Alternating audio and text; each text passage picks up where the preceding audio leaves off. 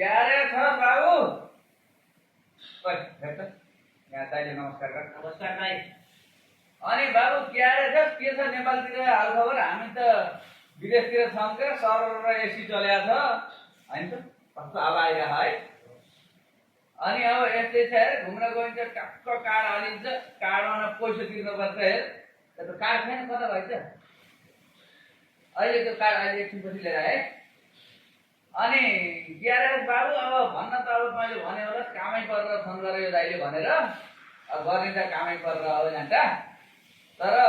काम नपरिकन त गरिन्न त्यो त्यहाँ हेर त भैँसीले त्यहाँ राह भइरहेको छ अरे घर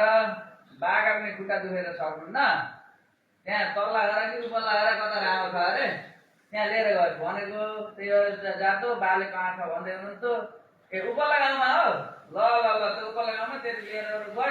बरु के भन्छ तपाईँ चाहिँ घर यहाँ आउँदाखेरि त्यो पाइन्ट सड्केर जहिले पनि तल झरे छरी गर्दै तेरो पट्टु 1 घन्टा पट्टु लैदिएर जान्छ होइन अनि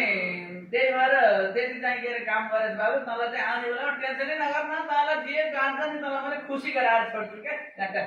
टेन्सन नगर अरू जे काम गरे पनि बाबु त्यहाँ चाहिँ के अरे मिठाई पनि गर्दै हिँडिहाल्छ अरे अरू जे जे गरे पनि के भन्छ अरे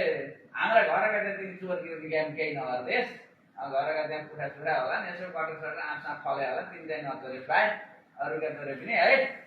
ठिकै छ नानी अब धेरै के भनौँ र फेरि साथीको चाहिँ कुरा गर्दै गरौँ ल